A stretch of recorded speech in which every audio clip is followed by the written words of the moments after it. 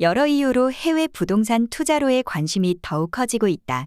한국에서의 사이클이 오르락 내리락하는 투자의 피로를 느낀 것일 수도 있고, 또 어느 정도 포트폴리오를 개선하고자 하는 목적도 있을 것이다. 어쨌거나 해외 부동산 투자의 매력을 느낀 사람들이 늘어나고 있다.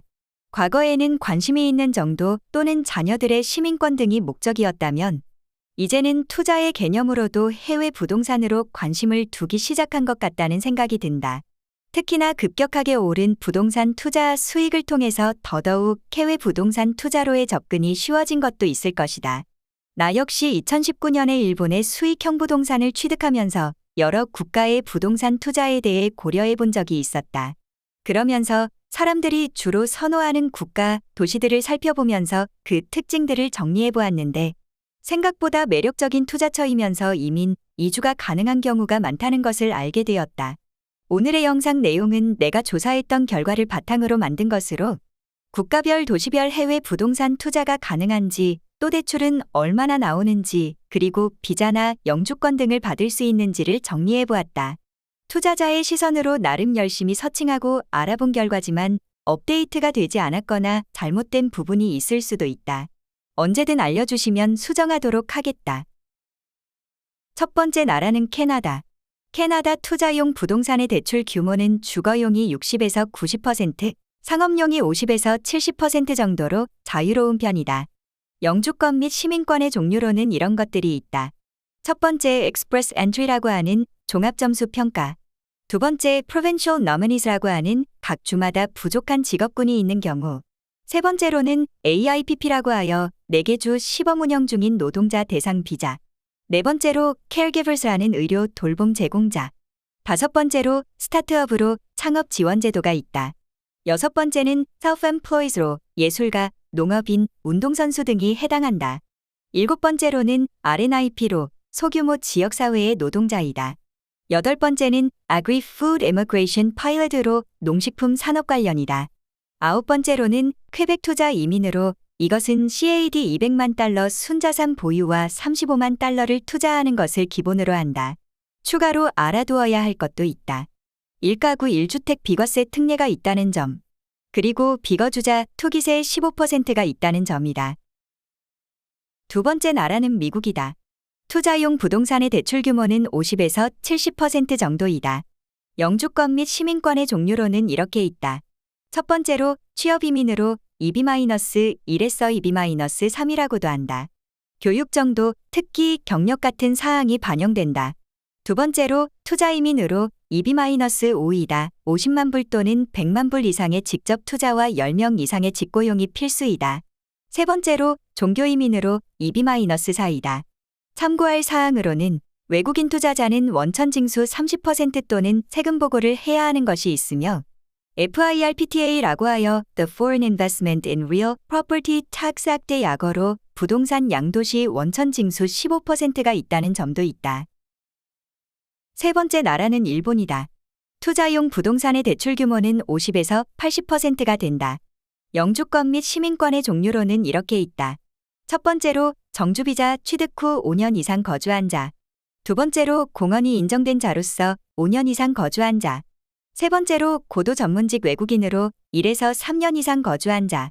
네 번째로 투자 경영 재료 자격으로 500만 원 이상 투자한 자가 그렇다. 참고할 사항으로는 외국인 투자자는 원천 징수 20.42%를 떼는 것이 있다. 네 번째 나라는 호주이다. 투자용 부동산의 대출 규모는 최대 75%가 된다. 영주권 및 시민권의 종류로는 이렇게 있다.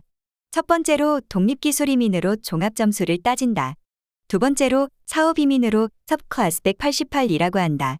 호주 달러 150만에서 1000만의 투자가 필요하고 이 역시 종합점수가 필요하다. 참고할 사항으로는 외국인 투자자는 신규 주택 분양권 거래라고 off the plan이라고 하는 것만 가능하다는 점이다. 또 외국인 인지세 8%가 별도로 있다는 점도 있다.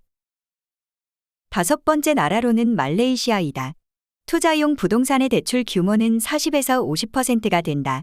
영주권 및 시민권의 종류로는 MMEH라고 Malaysia My Second Home의 줄임말이다. RM 35만에서 50만의 정기 해치가 필요하고 이를 통해 10년의 거주 자격을 받을 수 있다. 특이사항으로는 외국인 투자자는 100만 링깃 이상의 부동산만 구입 가능하다는 것.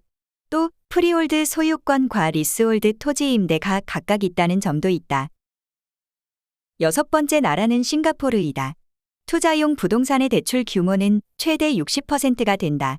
영주권 및 시민권의 종류로는 GIP라는 글로벌 투자 프로그램으로 싱가포르 달러 250만 이상을 투자하거나 GIP 펀드 1에 250만 이상 투자하는 것으로 가능하다.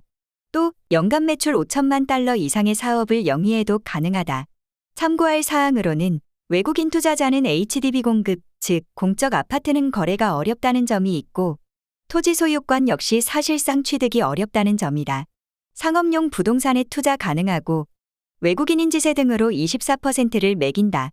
또 리스홀드 토지 임대만 가능하다.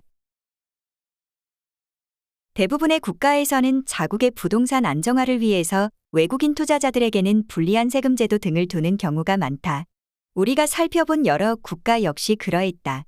특정 금액 이상이거나 토지 소유권을 주지 않거나 특별 세금을 걷는다거나 등 모두 외국의 투자자들에게 부여되는 조건들이었다.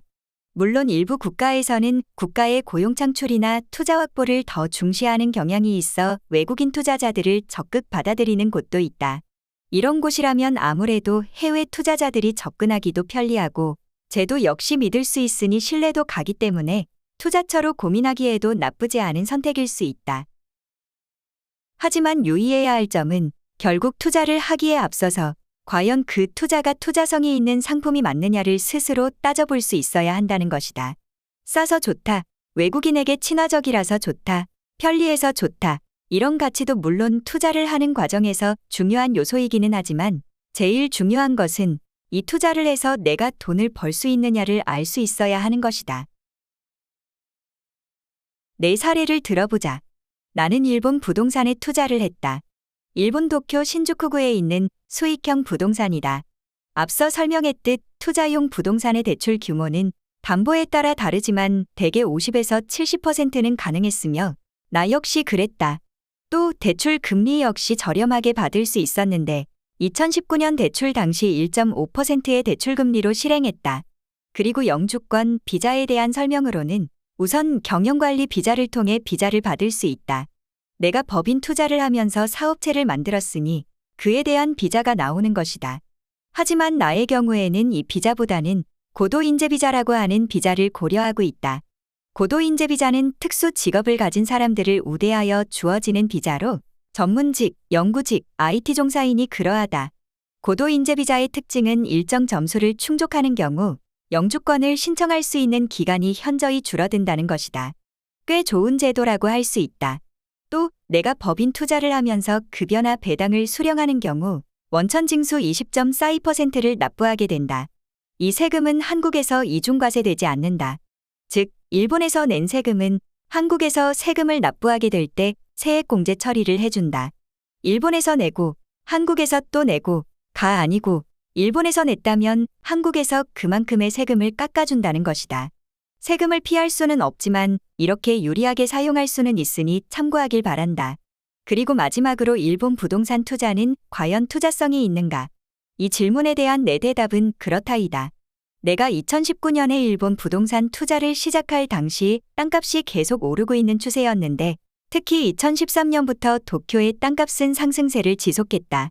한국의 아파트에 해당하는 맨션의 경우를 살펴보자면 도쿄의 맨션은 2010년의 가격 지수를 100이라고 보았을 때 2022년 182가 되었다.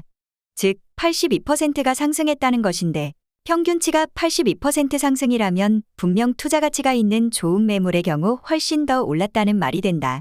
실제로 체감하기로는 2023년 현재 약 2.5배 정도가 올랐다는 현지의 말도 있다.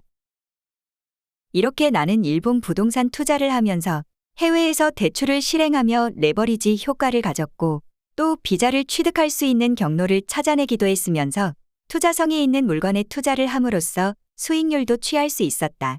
해외 부동산 투자의 매력은 여러 가지가 있지만 특히 이런 것들을 취함으로써 큰 이득이 되었다고 생각한다. 이 영상을 본 여러분은 분명 해외 부동산 투자에 관심이 있어서일 테다. 그렇다면 어느 국가, 어느 도시에 투자가 좋을까? 분명 내 상황에 따라 투자의 형태는 달라진다. 특히 해외 부동산이라면 위치가 해외이기 때문에 더 신중해야 할 필요성이 있다. 정확한 정보를 자세히 찾아보는 것 역시 중요하다. 해외 부동산 투자를 앞두고 있다면 어떤 정보든지 전문가를 통해서 꼭 확인하는 절차를 가지도록 하자.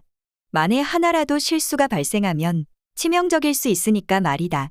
그런 의미에서 이번 영상 역시 진지하게 고려하고 있는 대상이 있다면 꼭 크로스 체크를 해서 사실 확인을 하길 바란다.